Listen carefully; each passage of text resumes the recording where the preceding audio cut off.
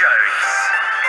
BBC Radio Merseyside. Now it is 12 minutes to 3. A warm welcome to Drive here on BBC Radio Merseyside. Great to have you company this afternoon. Start of a brand new week together, and at this time we bring you our Mindful Monday update. And it's a few hints and tips on how to take some time out for you and I to look after ourselves. And boy, do we need it. We are just centred at the moment with a lot of stuff happening, and a lot of our day could be based around, looking after other people, other commitments in life, and we kind of have less time for us, and maybe, give ourselves the time to look at how we are doing day to day. And of course I'm talking about, lots of things that we do during the day, and we take time out for this particular activity, and that is eating, of course, and talking about food. And my next guest aims to improve our relationship with food, and our guest is called Margaret Bell. She runs the Naturally Empowered Health and is with us on Drive as part of our Mindful Monday update. Good afternoon, Margaret. Good afternoon, Helen. How are you? I'm made up to have you on the programme this afternoon because this is a pastime that I do too much of, methinks, during my day. Tell us about what your aim is to do with the company, Margaret, and give us a bit of background to Naturally Empowered Health.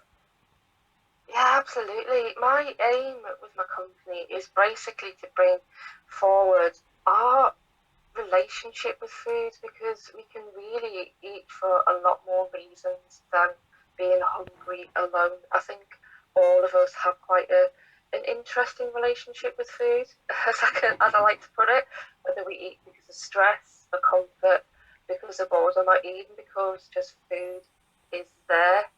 I think we've all moved away from seeing food as what it really is. Even from an early age, I'm also now wanting to work more with teenagers to coach them into healthy eating habits and body respect. So really nipping the likes of disordered eating in the bud at all ages. And I think, Margaret, as well, you're coming from a very personal place with this subject, because where did your own unhealthy relationship with food begin? Do you want to share your story? Wow. Yeah, it all started many years ago. I'm 47 now. It all started when I was 14. I was bullied at school. I was in no way overweight, but the kids around that time can, as we know, be very, very cruel. And who I thought were my friends really did bully me, started calling me a nickname Thundersized, and I took drastic action at that age to lose weight, and only ate bread and drank water for quite a long time. Yes, I did lose weight when I lost it to the stage where I was just over 7 stone, and I'm not much taller now.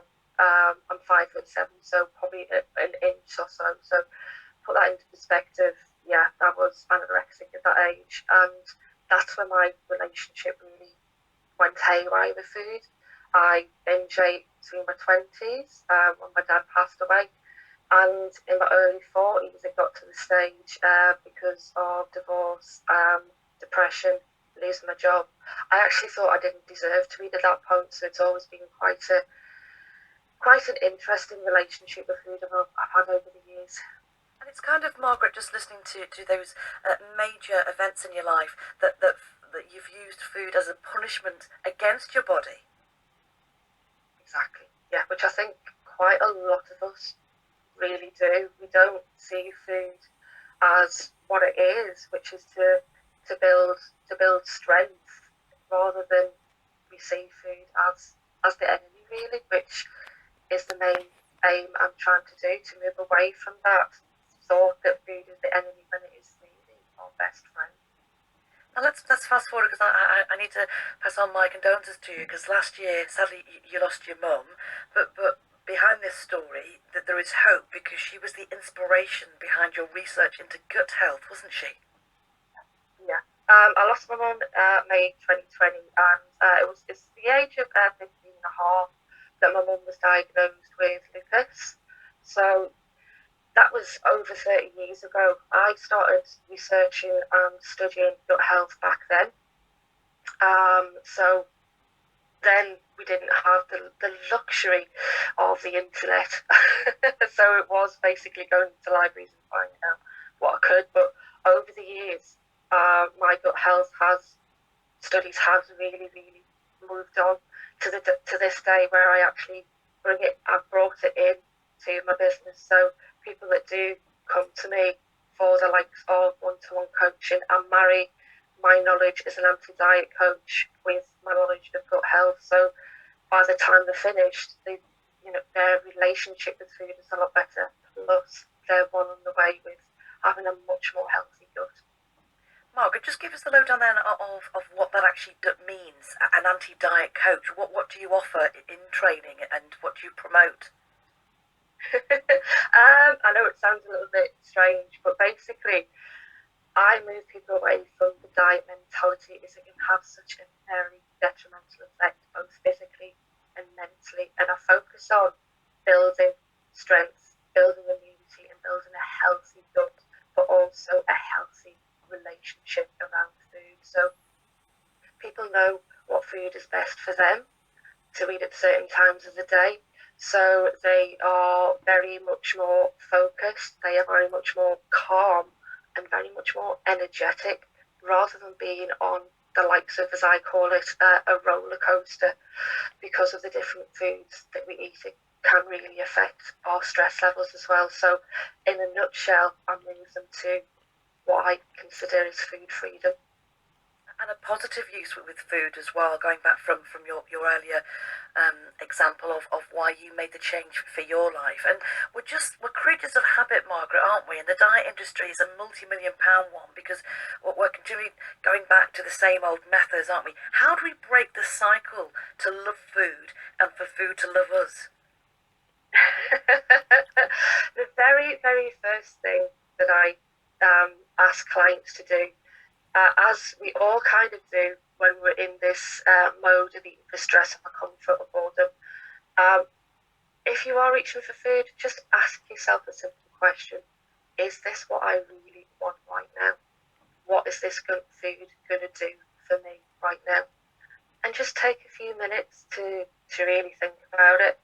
I'm not going to say that every time it will work, that you'll stop going for the food, but it just starts those thought processes of why. And Margaret, I wanted to just stress the point you related to yourself, your growing up years, especially your teenage years were difficult, and now you're working with teenagers going through similar problems. Do you think things like social media and filters, we have to all have the perfect body, more pressure for young people as well, is that a contribution as well to difficulties with people having a kind of difficult time with food? Absolutely. They definitely do play a part in that. But as well, I would say that the pandemic has had a huge increase with the likes of eating disorders in teens, because they have been isolated and because now there's a lot more stress on these teenagers to perform at school, which does have a detrimental impact. Stress is a huge thing when it comes to the likes of disordered eating. And I think as well, mentioning that the lockdown, it was for many of us it's gone 4 o'clock, I can have this, that and the other now. And I think we got into really bad habits. And it's a confusing world as well that we're in, so much conflicting advice. What are the basics? If we were to go away from our conversation today, Margaret, with one thing that you would suggest that we do, what would it be? Some top level advice when it comes to gut health. Are you eating under stress? Ask yourself, are you eating under stress? Because if we're eating under stress, then our nutrients in our food isn't going to get to the right places. So just ask yourself that simple question.